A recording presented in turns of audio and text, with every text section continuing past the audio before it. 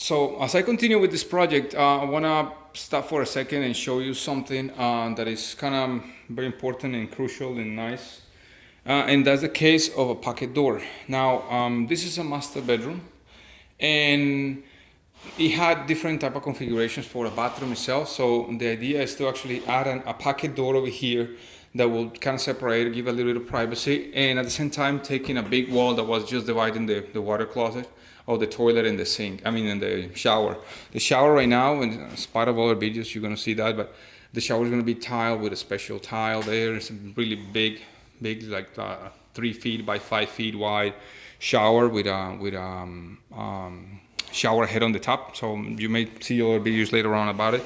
But in this case, I'm going to install in this partition here, on this side, I want to install a pocket door. Now, a pocket door or a pocket door kit or system is the one that will allow you to put the door inside the wall. Obviously, you're not going to have outlets or switches on those walls. But this set that is here for your reference is a set that actually help you to install doors up to 36 inches width, wide.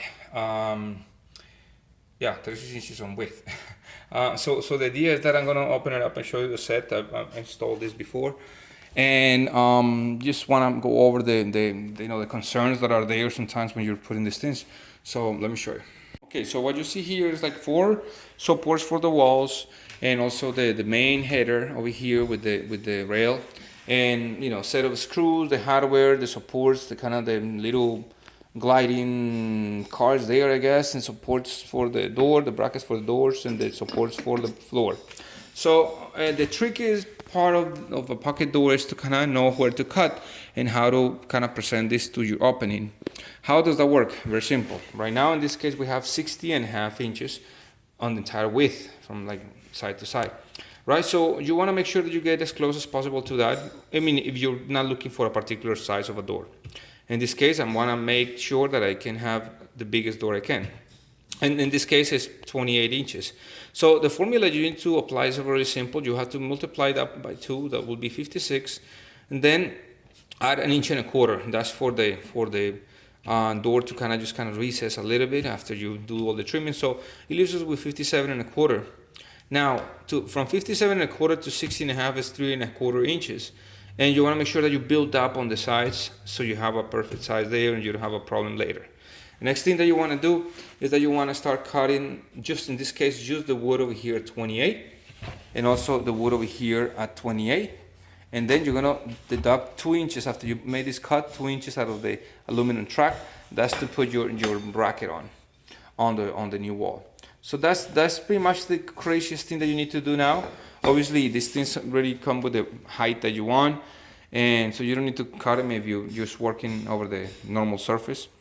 If you need to add up or take out, make up for that, you need to just kind of work accordingly. But that's what I'm going to do. I'm going to start by doing the cuts and adding up to the walls the way I need to. Okay, so now you can see the way it's kind of looking like. So the top of this thing is 84 inches height. That's actually the total height of this. In this case, for standard doors, if you have bigger doors or something, you have to maybe adjust for that or maybe get another set. But so you can see the mark over there where the bracket was. Then now there are some brackets on the floor. What happened with those brackets is that they have two screw holes over there. And what I like to do in the case of not only that, but in the case of these 2 nails, it comes with nails to put them over there. I like to pre-drill those things like what you're gonna see here, because sometimes they split. So I do that pre-drilling, and if you notice, you have this little kind of groove type of thing here, is because those 2 brackets that you see there, those 2 little wings, they slide on those things in the inner part of the track. So they just kind of hooked on that stuff, and that's pretty much how they get clipped on. And then on top you actually put some of the nails. The nails are here. Show you some of the nails. Kind of cool looking nails. So those are the ones that we're going to use over there. And so let me show you in a moment how it looks like. So now that what you can see is the structure already assembled and one side of the sheetrock installed, or the plasterboard installed. I actually added this little board over here just to kind of have some more support for the plasterboard. But I want to stress out about something very important. As you see, I exaggerated over here screw, and this I did because actually the screws that I'm using are like one and a quarter, which is almost what you need. But what happens is that when you install even this type of screws, you're gonna leave like a quarter of an inch or so on the other side of that. And what it does is that when you slide your door through it, you're gonna scratch your door, you're gonna mess up your door in the first try. So that's a commonly made mistake that I want you to guys avoid. So so you can actually enjoy your project and not to get frustrated. So once you do that, what I suggest is to use, as you can see here, there are two sides of screws. A 1 inch screw better on this only this particular areas, and the rest you can actually use regular screws like on this side or so.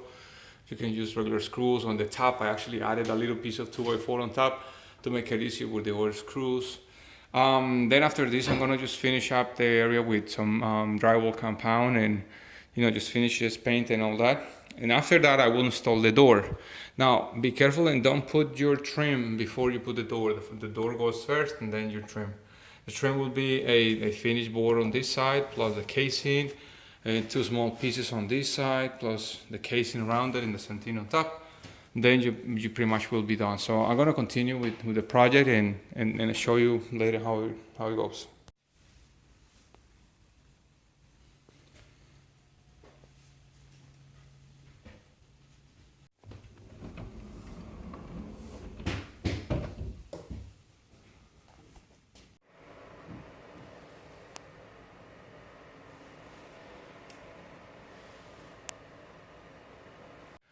One part of the project that is important now that you have the door hung is that you want to make sure that these lines are nice and straight. And for that purpose, as you can see, I was working on that line. And for that purpose, you have some adjustable situations here. Now you use this little key. It comes with the set to adjust the height of the door. So that will help you to kind of align everything. Now, once you have that aligned, if you notice I don't have the trim on the top, you can actually work with some shims if you need to. Your studs are really bad. In this case, it's not much of a problem there. But you want to make sure that you can fill these little areas with shims, and after that, you want to put your casing. But that's really important. You want to make sure that this section over here is nice and finished. Now, one more thing is that when you're putting those little supports on the bottom that are really crucial so it doesn't, kind of swing so much, is that you make a little notch on them. However you can do them, as long as they are not that noticeable. And so you end up with, these little supports. You see? You end up with those supports inside. So that way they help you to maintain the door kind of nice and stable. So let's continue with the trim and the doors. Pretty much just cutting around the casing and things like that, using 1.5 inch nails instead.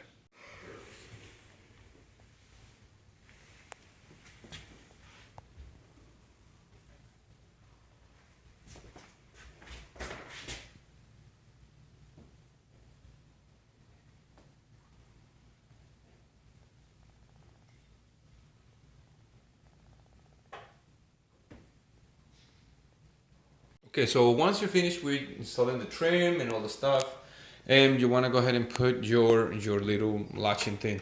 This thing also has a little lock that so it comes up and down here. In this case, we need to reverse it so I can actually go on the little striker plate that is going to go here. So this is pretty much it. I mean, this is how it's going to work. Obviously, you want to make sure that you place this really well. Let me show you really well. So I did that with a knife, with a little oscillating saw, and now it's ready kind of to put you have to make sure that you leave a space for the mechanism to be able to move correctly. So it may be that you need to put a little bit of putty or something around it, just to kind of make it work. I mean, it's a little tricky. So that's pretty much it. So next thing is to just put a plate there.